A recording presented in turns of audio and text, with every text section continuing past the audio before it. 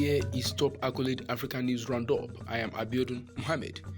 Fighting resumed between the Democratic Republic of Congo's army and the M23 rebels on Thursday afternoon and Friday morning in the Rutshuru territory of North Kivu province. Sources told pressmen that many people are fleeing hostilities after weeks of calm in the area.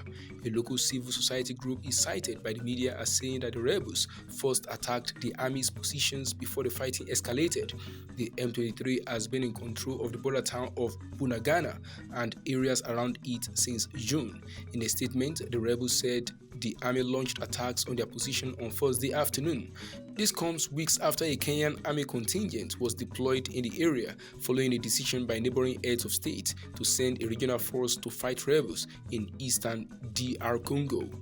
Ethiopian Prime Minister Abiy Ahmed has said that the war in the northern Tigray region will end and peace will prevail. He made the remarks on Thursday when he inaugurated a talent development center in Oromia regional state. He urged Ethiopians to work together for the country's prosperity and not to be divided along ethnic and religious lines.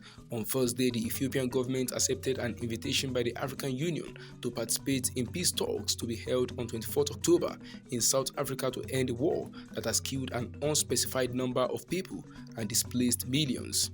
It came on the same day Tigrayan rebels accused Ethiopian and Eritrean forces of killing 7 youths in a town that was captured by the Federal Army on Tuesday. A court in Uganda's capital Kampala has sentenced an ivory trader to life in prison. Pascal Ochiba was arrested in January this year with 2 pieces of ivory weighing nearly 10 kg. The magistrate said that Ochiba was a repeat offender and deserved the maximum sentence for the future protection of endangered species. In July 2017, Ochiba was arrested with 4 pieces of ivory and the skin of an okapi and sent to prison. Okapi are rare forest animals with zebra-like markings and are endemic to the Democratic Republic of Congo. The Uganda Wildlife Authority's Executive Director, Sam Mwanda, described the ruling as a landmark achievement in the fight against illegal wildlife trade. Namibia has provisionally agreed on a deal with the European Union to sell its rare earth minerals critical to the renewable energy sectors, Mines and Energy Minister Tom Alwendo said on Thursday. EU and Namibian officials told pressmen in July they were planning a deal on hydrogen and minerals as the bloc works to reduce its dependence on Russian energy. Namibia has significant reserves of rare earth minerals such as dysprosium and terbium needed for permanent magnets in the batteries of electric cars and wind turbines.